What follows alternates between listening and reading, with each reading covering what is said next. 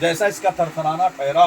वक़ाल अल इंसानु मा लहा, इंसान कहेगा इसे क्या हो गया। तो जमीन के अंदर अभी अल्लाह ने एक जज्ब की कुव्वत रखी है, गर्मी को बारिश को जज्ब कर लेती है। लेकिन जब क़यामत होगी तो ये पलटती जाएगी, तांबे की हो जाएगी, इसके अंदर से जज्ब की सलाहियत खत्म हो जाएगी। इसलिए सूरज की शुआएं जब आएगी क़यामत के दिन तो आका अलैहिस्सलाम ने फरमाया इंसानों का दिमाग खोलेगा ऊपर से। सूरज 1.25 मील पे होगा, जमीन भी उसकी शिद्दत को, उसकी शिद्दत को, गर्मी को जज्ब नहीं करेगी। आप बताइए कि इतनी दूर सूरज है, 3 लाख मील फी सेकेंड इसकी रफ्तार है। 1 सेकेंड में 3 लाख मील जितनी दूर जाएगा इंसान, उतनी तेज रफ्तार है सूरज की। अभी इतनी दूरी पर है, एक आसमान की मुसाफत। आज तो लोग चांद पे पहुंच गए, सूरज की शुआओं को गिरफ्तार कर रहे हैं, ज़मान और मकान की वसअतों को समेट चुके हैं, पूरी दुनिया को अपनी जेब में डाल के लोग घूम रहे हैं। आसमान पे पहुंचे ना लोग पहुंच रहे हैं, आज चांद पे पहुंच गए हैं। और ये चांद क्या है, अल्लाह की मखलूक है। ये लोग आज जानेंगे और चांद पे पहुंचकर कमाल समझेंगे।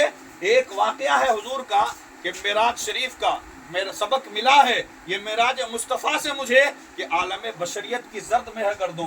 आज लोग चांद पे गए हैं, मुस्तफ़ा करीम 1445 साल पहले जा चुके हैं। तो हमारे लिए कोई हैरत की बात नहीं है, हमारे लिए कोई हैरत की बात नहीं कि आज लोग चांद पे गए। वो जाने जिन्होंने कुरान नहीं पढ़ा होगा, उनके लिए हैरत हो सकती है। कुरान पाक में चांद की, सूरज की, जमीन की, इन तमाम चीजों का जिक्र मौजूद है। और ये जमीन कैसे पैदा हुई, आसमान कैसे पैदा हुआ, सितारों का निजाम कैसे चल रहा है, ये तमाम चीज कुरान पाक में मौजूद है।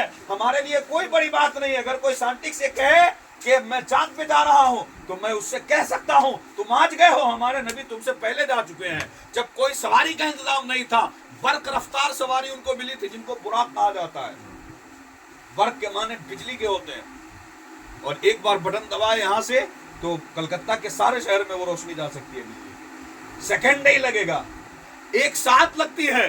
तो बर्क कहते हैं बिजली को, जो तेज रफ्तार। उस सवारी की जो रफ्तार थी, मुहद्दिसीन कहते हैं कि एक पैर उसका यहाँ और दूसरा 500 मील की मुसाफत में पड़ता था।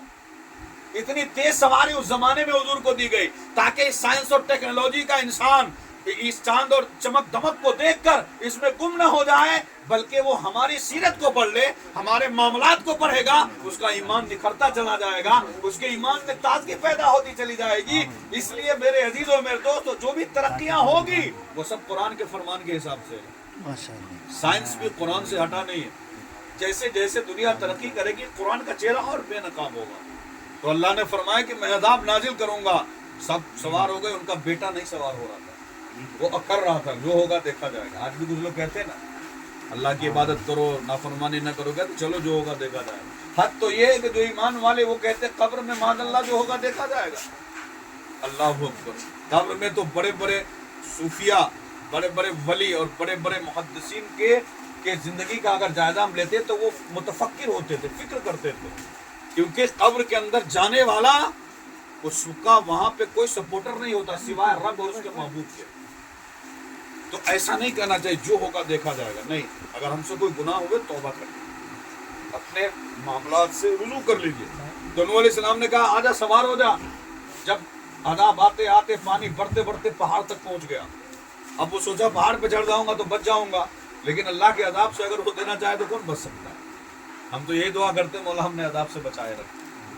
तो जब गर्दन तक उसके पानी पहुंचा, अब उसको समझ में आया कि अब बचने की कोई गुंजाइश नहीं है, लिहाजा उसने हाथ बढ़ाया। हज़रत नूह अलैहिस्सलाम उनके वालिद थे, बाप थे, हाथ बढ़ाया बचाने के लिए। बेटे को अल्लाह ने फरमाया, नूह इन्नहु लैसा मिन अहलिक, ये तेरा नहीं है। ये तेरा नहीं है। उन्होंने कहा मौला मेरे नुत्फे से है, मेरी गोद में पला